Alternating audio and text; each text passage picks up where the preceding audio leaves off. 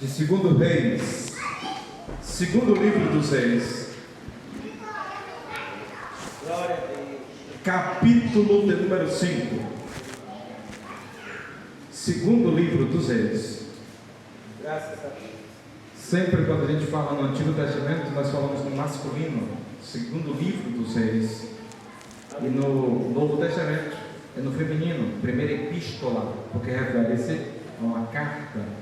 Quando a gente fala sobre livro, é no masculino. Então, segundo livro dos Reis, não é segunda seis, como a gente fala, né? Segundo livro dos Reis, capítulo de número 5. Glória a Deus. Versículo 1. A gente vai fazer uma leitura de alguns versículos. E vamos até o capítulo 6. Mas olha aí, rapidinho.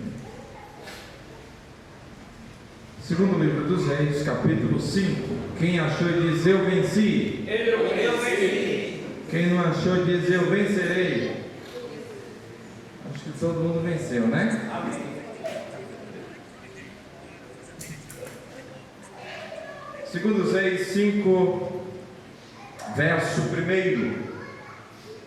E Naamã, chefe do exército do rei da Síria, era um grande homem diante de seu senhor e de muito respeito, porque por ele o Senhor dera livramento aos sírios. E este era varão homem valoroso, porém leproso. Agora pula para o versículo 6. Glória a Deus.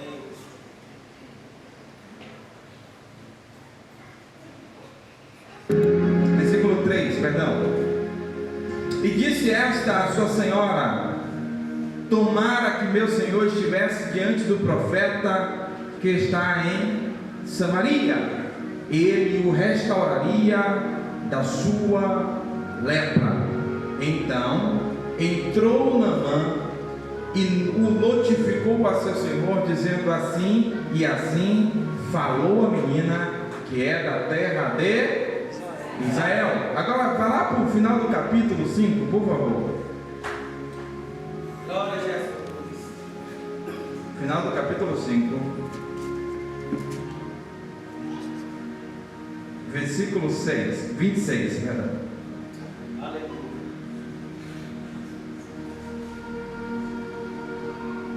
Porém ele me disse: porventura não foi comigo o meu coração, quando aquele homem voltou de sobre o seu carro a encontrar-te? Era isto ocasião para tomares prata, e tomares vestidos, e olivais, e vinhas, e ovelhas, e bois, e servos e servas?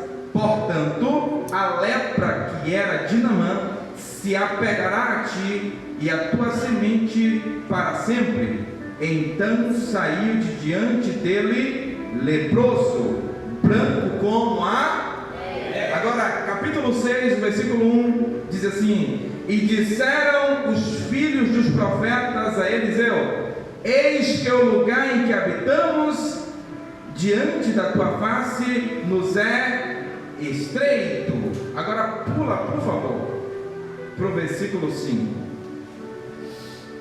Capítulo 6, versículo 5. E sucedeu que, derrubando um deles uma viga, o ferro caiu na água, e clamou e disse: ai, meu senhor, porque era emprestado. E disse o homem de Deus: onde caiu? E mostrando-lhe o lugar, cortou uma madeira e o lançou ali, e fez nadar o ferro, e disse: levanta-o. Então ele estendeu a sua mão e o tomou. Antes de sentar, olha para o irmão mais bonito. Se ninguém olhou para você, é inveja mesmo. Se não tiver ninguém bonito, profetize. Aleluia. Agora fala para ele assim: ó, você é uma chave, uma pedra ou um machado.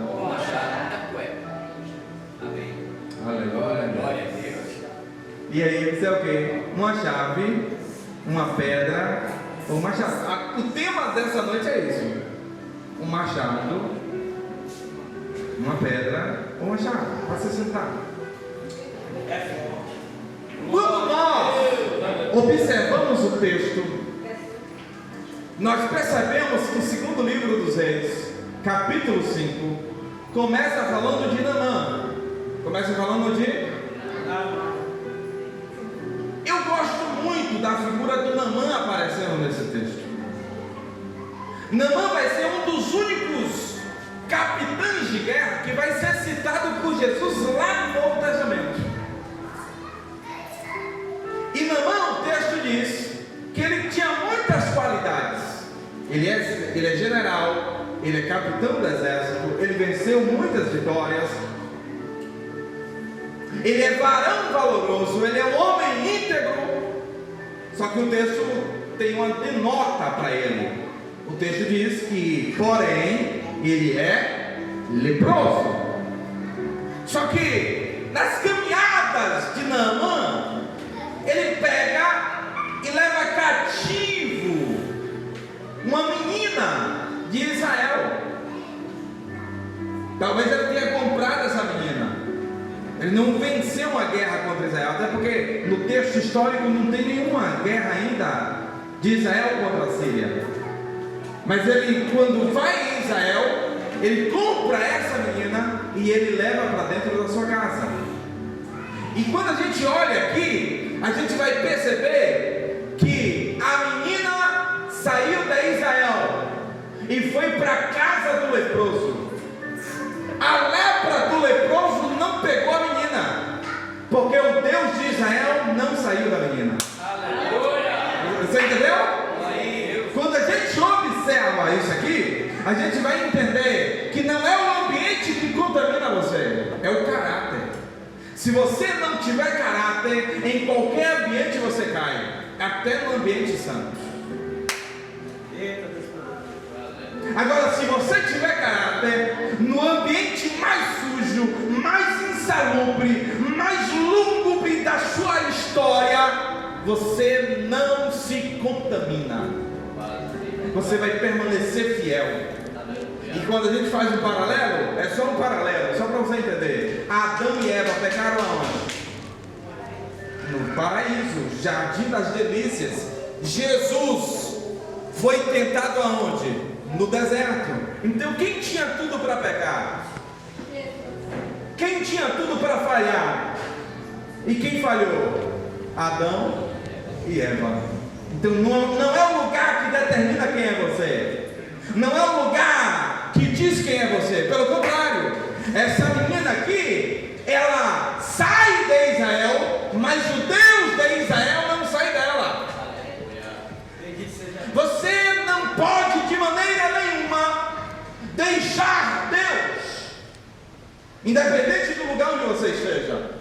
Essa menina tinha tudo para não falar do Deus dela. Ela foi levada cativa, ela foi comprada como uma escrava, mas ela está lá. E o interessante é que ela continua com o coração na terra, no Deus da terra, porque ela conhece o Deus dela. E quem sabe quem Deus é, independente de onde esteja, não se contamina. Quem sabe quem Deus é, independente de onde esteja, permanece fiel. Quem sabe quem Deus é, independente de toda circunstância, permanece fiel, permanece fiel, permanece fiel. Essa menina aqui, ela tinha tudo para desviar, sim ou não? Sim. Mas ela permaneceu fiel. Então, o interessante é que Naamã tira a menina do exército de Israel, mas não tira o Deus de Israel da menina. Deus permaneceu com ela, e ela permaneceu com a fé. E aí a gente vai ver que Naamã, ele tem todo um arcabouço, todo um currículo, ó, dizendo, é forte, é guerreiro, é valoroso, porém, só que quem conhecia a lepra de Naamã? Olha para mim.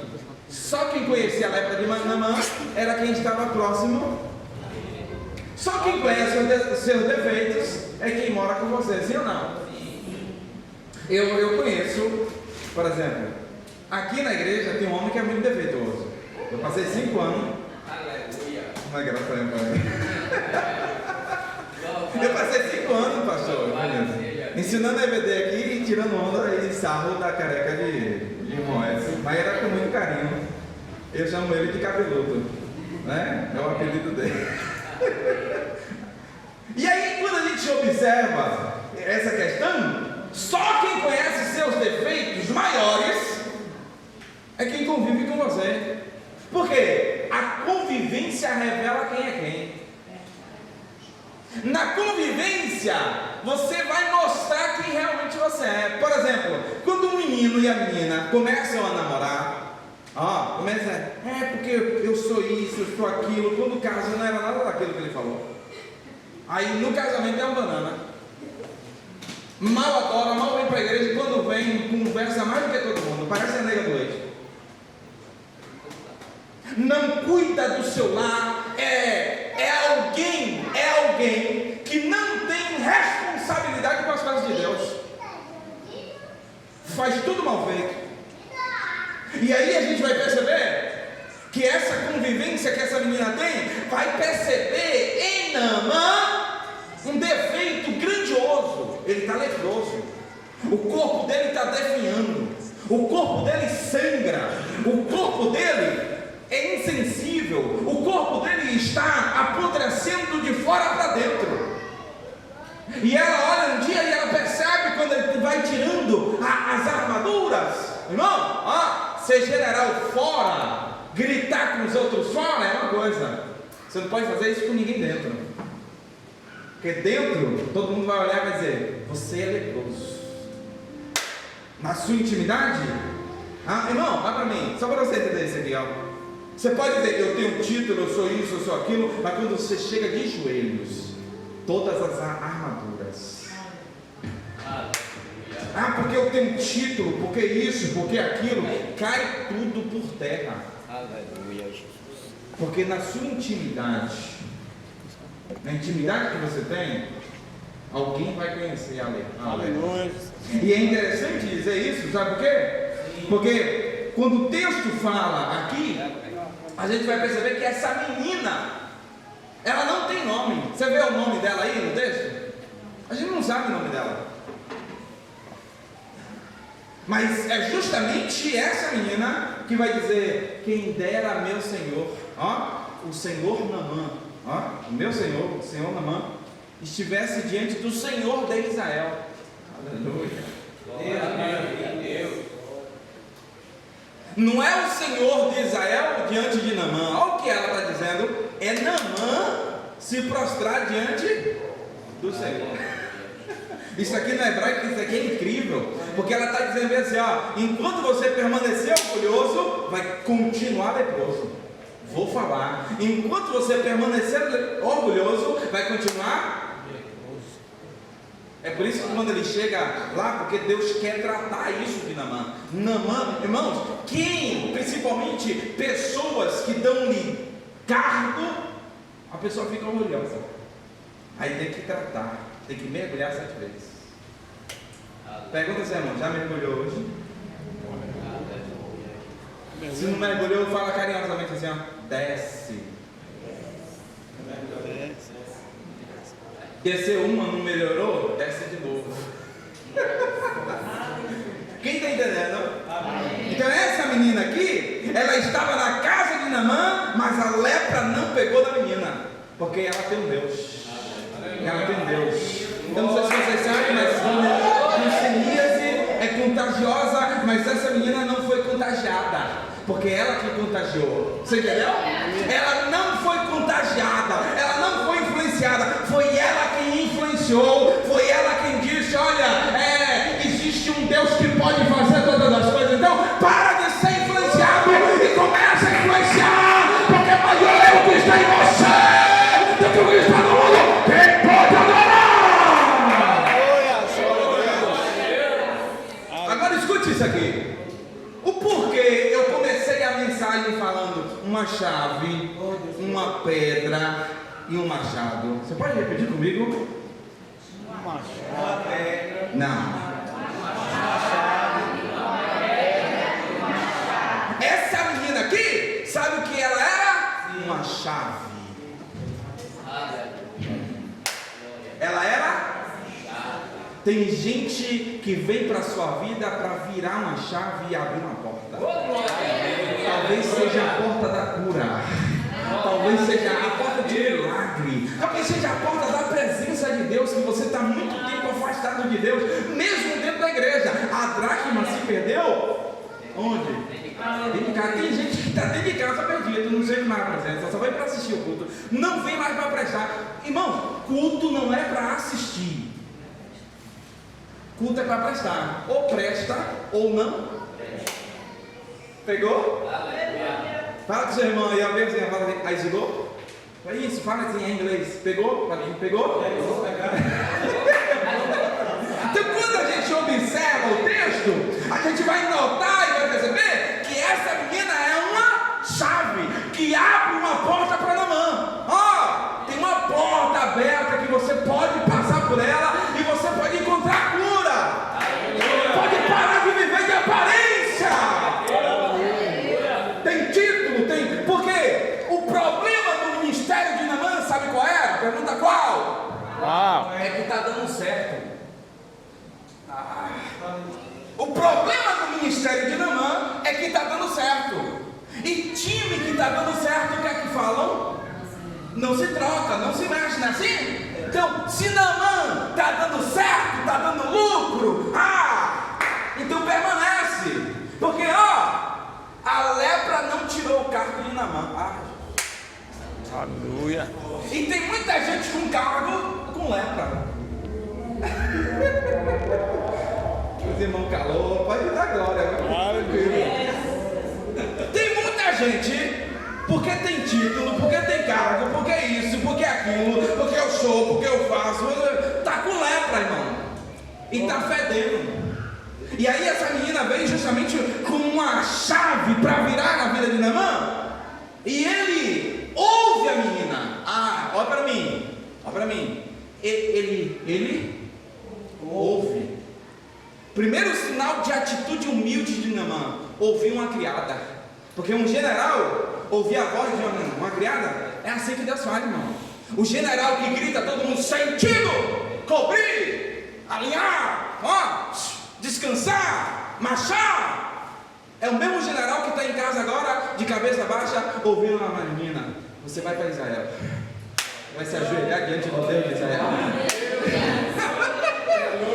Fala assim, é assim que Deus faz. Apoia aí. É assim que Deus faz. Deus, Ele trabalha. Não fique com medo. Você pode ser pequeno, mas não se preocupa. Deus, Ele vai te usar como uma chave para alguém. Talvez alguém que esteja leproso, mas você vai ser a chave. Vai ter porta aberta, vai ter milagre acontecendo, vai ter curas vindo. Quem pode adorar? Aleluia! Então o primeiro objeto que aparece no texto, quem lembra? É uma? Fala com seu irmão, e aí? Você decidiu já? Você vai querer ser uma chave? Aí o texto continua, e diz que Naamã ouve a menina e vai até Israel, e vai até o rei. Vai até quem? O rei. Cuidado para você não ir para o lugar errado. Nas suas decisões de vida, isso aqui é muito sério. Nas suas decisões que você for tomar, cuidado para você ir, primeiro, no lugar errado e na pessoa errada. Cuidado com quem você conversa certas coisas. Cuidado. Isso é muito sério. Quando a gente ouve aqui, Naamã foi até o rei. E o rei pensou que Naamã estava criando estratégia de guerra. Esse camarada aí vem como um ardil. Ele está querendo colocar aqui uma armadilha no nosso meio. Está querendo causar guerra sem a gente querer guerra. Aí o profeta Eliseu ouviu e disse: manda ele vir aqui. Aí quando ele chegou lá, o Naamã, pensou que o profeta ia receber, ia abrir a porta, ia fazer um cafezinho. O profeta mandou o encarregado, vai lá, manda ele mergulhar. A palavra, você veio buscar uma palavra, não veio? Sim ou não? Sim. Aí o pregador está dizendo, vai mergulhar. Não veio buscar a palavra? Mergulhe. Mergulhar, mergulhe, tira o orgulho. E aí ele recebe aquela palavra e o Naamã vai questionando, mas não há um outro rio melhor? Lá na região da Síria, o Arbana, o Farpá, rios limpos, maravilhosos. E ele quer que eu mergulhe logo aqui, no Jordão, água barrenta. Aí os homens de irmãos, olha para mim, você precisa ter amigos que mandam você descer. Pare de ter amigos bajuladores. Amigos que não confrontam você não é amigo. Amigo que está vendo você ir para o mal, pior, e ele vai. Não é amigo, é inimigo. Você está aqui? Toda vez que eu perguntar você está aqui, você vai fazer só para você não dormir, tá bom? Vamos lá? Você está aqui? Não, todo mundo não. Vamos lá? Você está aqui? Aí, muito lindo. Então, quando a gente observa aqui, o Naamã tem amigo, ele diz, desce, rapaz. Se o profeta te pedisse coisa maior, tu não faria? Então desce. Existem dois tipos de amigos. Você pode olhar para mim? Quantos tipos? Existe o amigo, o amigo que é empina-pipa. Amigo empina-pipa. E o outro amigo joga peão. Sabe qual é o amigo empina-pipa? É aquele que te coloca lá em cima. É aquele que diz assim, o profeta não te pediu, se te pedisse coisa pior, tu não faria? Então desce. Aí ele está te botando lá em cima, porque a cura vai acontecer. Mas tem amigo que ele diz, não vai dar certo não, aí tipo, coloca lá embaixo. É o joga peão. Que tipo de amigo você é? E aí a gente nota, percebe aqui, que Naamã tem amigo. E ele diz, desce, rapaz. A gente tem que ter amigo para mandar a gente descer. A gente tem que ter amigo para dizer a verdade com amor. Não é, eu sou sincero, eu falo tudo. Não, você é mal educado. É chegar e dizer, está errado isso aqui. Mas vai por esse caminho, vai assim. Quem está entendendo? E aí a gente vai notar e vai perceber que o Naamã mergulha uma, mergulha duas, mergulha três, mergulha quatro. A gente conhece a história.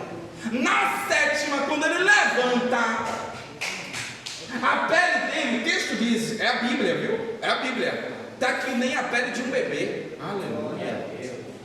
Só não tinha talco da Johnson naquela época. Mas a pele ficou restaurada como a pele de uma criança, de um bebê. Não é prepatute. E aqui a gente vai perceber algo que é incrível, porque quando a gente olha essa tendência aqui, a gente vai notar que o Jordão, ele faz a parte dele, o Naamã faz a parte dele no Jordão, que é algo sujo. E aí o Naamã ficou tão agradecido que ele volta lá. Irmão, olha para mim.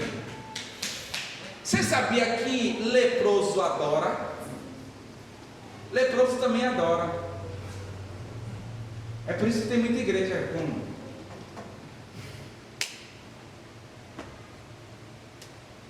cheia de gente leprosa, dizendo que está adorando. Leproso adora. Depois você lê Mateus 8, quando Jesus desce do ensino, aí a Bíblia fala que um leproso ajoelhou e adorou. Adorar leproso? Pode, não deveria. Mas já que você quer adorar leproso, é melhor adorar leproso ou limpo? E por que continuar na lepra? Por que continuar na lepra? A lepra, a doença lepra, a hanseníase, você não sente mais nada. Você perdeu a sensibilidade. Tinha gente que perdia a orelha e nem sentia, a orelha caía assim, ó. O nariz caía. Nem sentia. Não sentia dor, não sente nada. O pecado vai fazendo a mesma coisa. Você vai perdendo coisas na sua vida que você não sente. Mas você quer continuar adorando o leproso. Aleluia. A pancada é para nós, viu? Espada de dois gumes. Nós precisamos parar de adorar leproso. Nós precisamos ser limpos. E para ser limpo, vai no Jordão. Mergulha no Jordão. Foi no Jordão, olha para mim, que Josué passou e o Jordão. Foi no Jordão que Elias passou e o Jordão. Foi no Jordão que o Eliseu, que está mandando um Naamã, e no Jordão, o Jordão para Eliseu também, 2 vezes, para passar e para voltar. Aleluia. Foi o único homem que o Jordão abriu 2 vezes, Eliseu. Depois você dá uma olhada na Bíblia, ele pediu porção dobrada a Eliseu, a Elias. Elias só passou uma vez pelo Jordão, e o Jordão, como é porção dobrada, vai abrir 2 vezes. Agora entende isso aqui. Naamã vai para o Jordão e acontece o que com ele? O Jordão não se abre, mas ele é.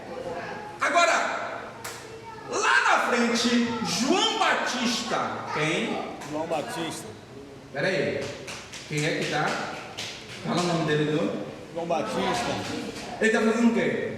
Batizando. Peraí. Jesus disse que João Batista é maior do que Elias. Se Elias, que passou pelo Jordão, o Jordão se abriu, por que para João Batista, que era maior do que Elias, não abriu?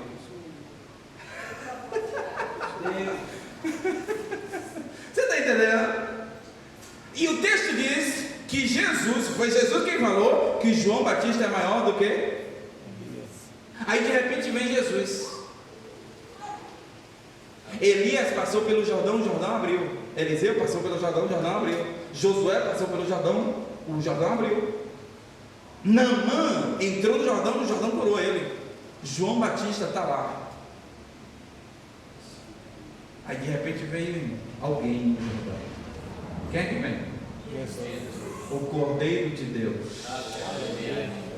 Só que quando Jesus também entra no Jordão, o Jordão também não abre, Raul.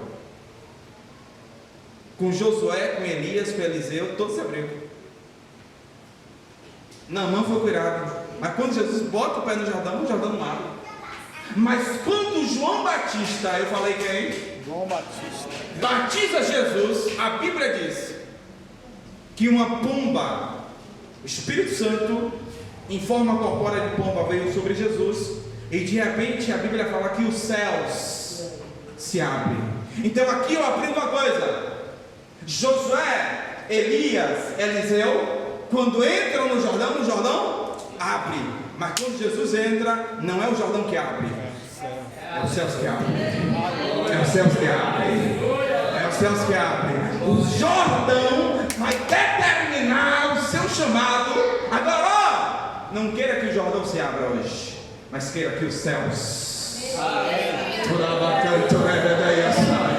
Deixa o céu se abrir na sua vida.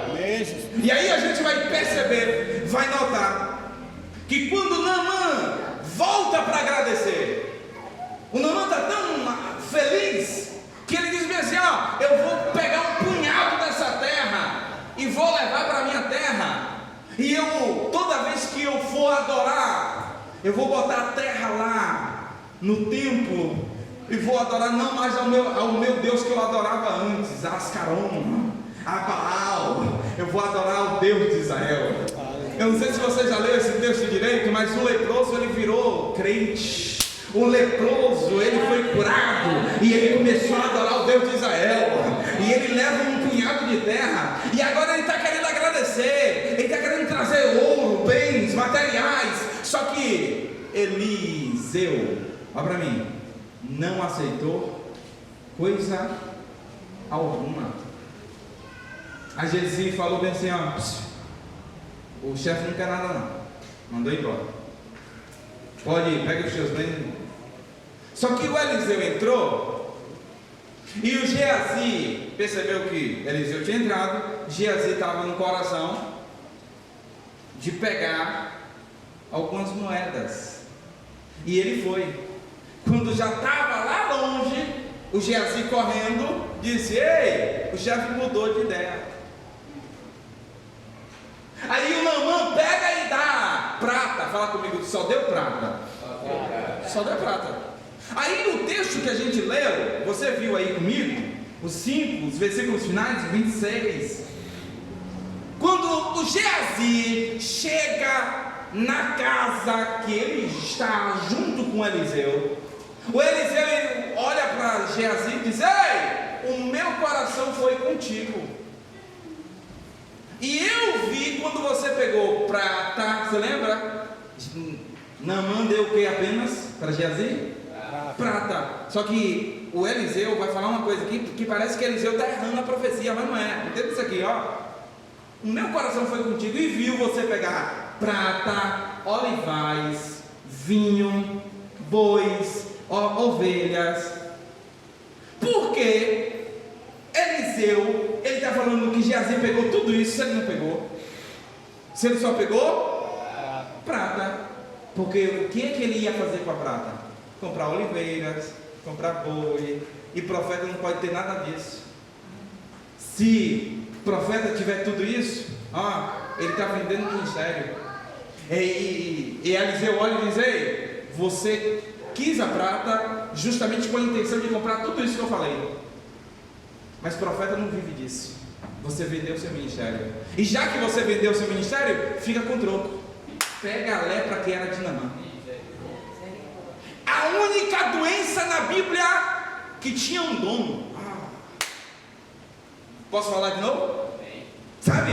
A única doença na Bíblia que tinha um nome. A lepra era de quem? De Naamã. Então, as mesmas características, se Naamã tivesse ferido no braço, ia passar para Geazi? Se tivesse no peito, ia passar para Geazi? A mesma coisa.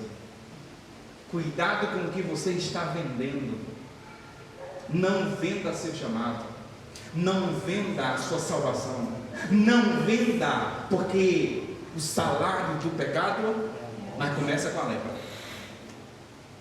Você está aqui ainda? E aí a gente vai perceber que o Geazi ele vai ficar leproso. Geazi vai ficar leproso. Agora olha para mim. Todo profeta tinha um substituto.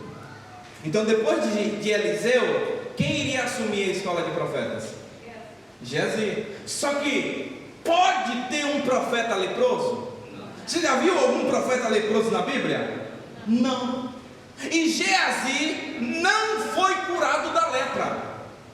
Então ele teve que, ele perdeu o cargo, ele perdeu a função profética e ele ficou leproso. Ele ficou inútil para Deus e para o ministério.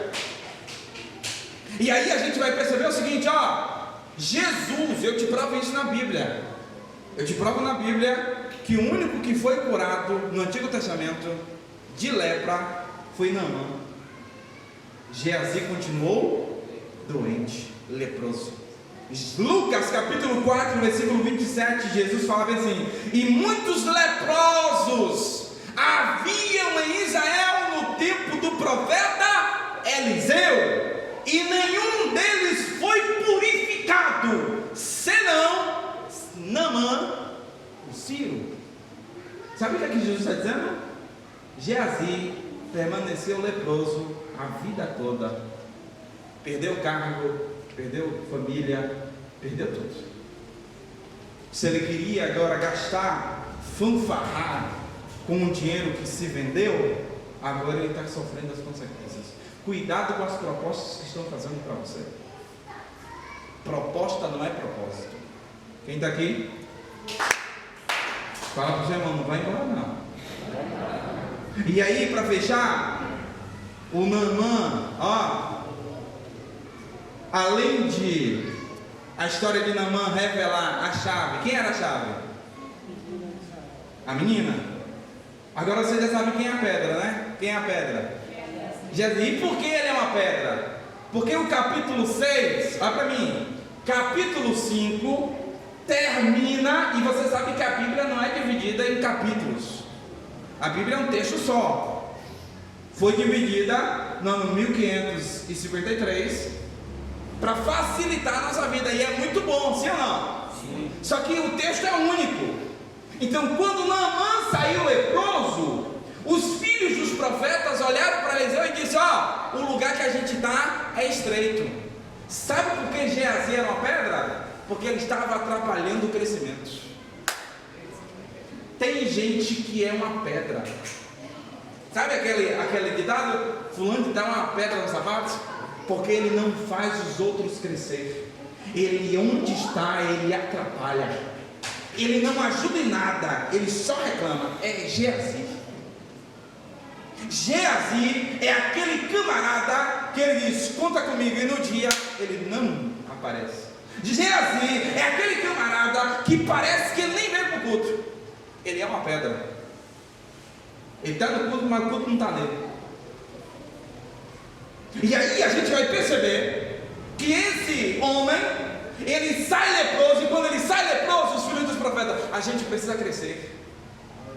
Posso falar? Posso? Quem é o Geazi que precisa sair da sua vida para que você cresça? Aleluia. Porque tem gente que atrapalha o nosso crescimento. Tem gente que é uma chave para nós, mas tem gente que é uma pedra. Cuidado.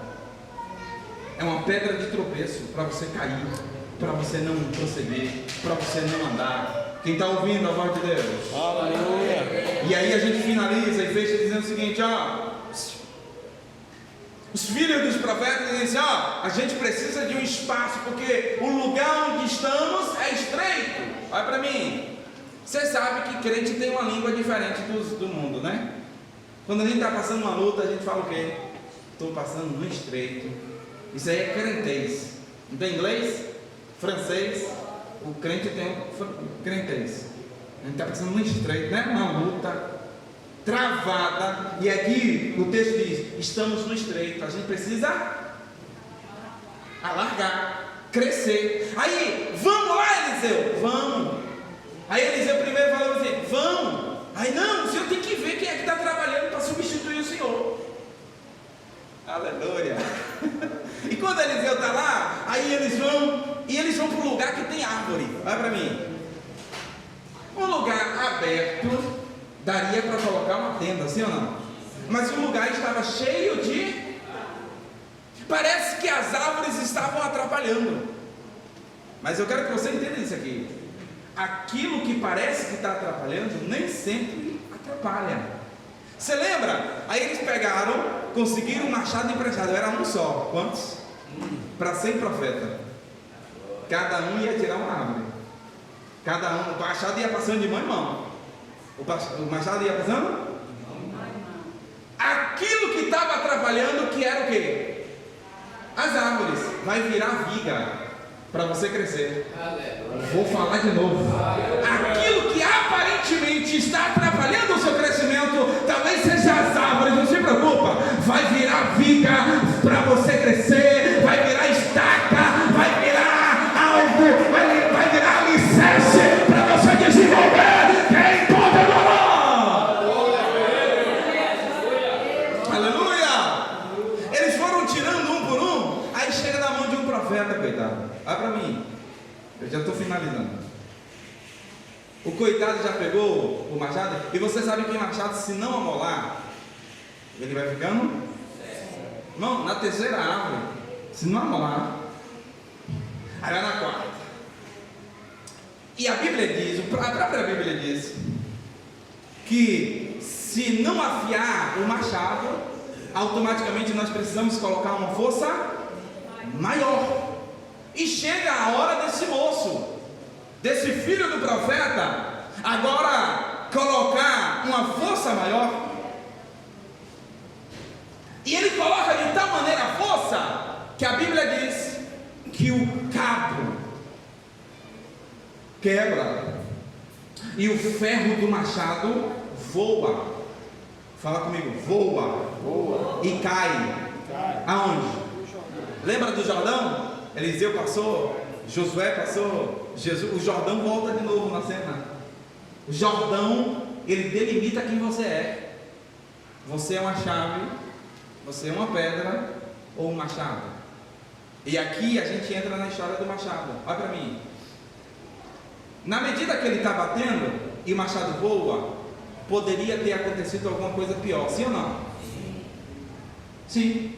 Deuteronômio 19:5 fala bem assim, ó: como também aquele que entrar com o seu próximo no bosque para cortar a lenha e pondo força na sua mão com o machado para cortar a árvore e o ferro saltar do cabo e ferir o seu próximo e morrer, o tal se acolherá a uma dessas cidades e viverá.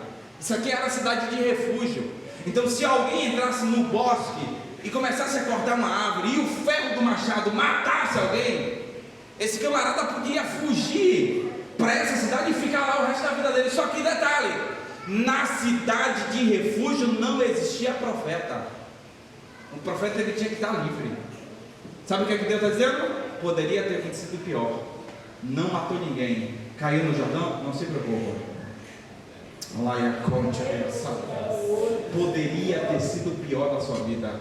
Sabe aquele livramento? Poderia ter sido pior. Sabe aquela situação? Poderia ter sido pior. Sabe essa coisa que você está vivendo, essa circunstância? Poderia ter sido pior, mas não se preocupa. Caiu no Jordão.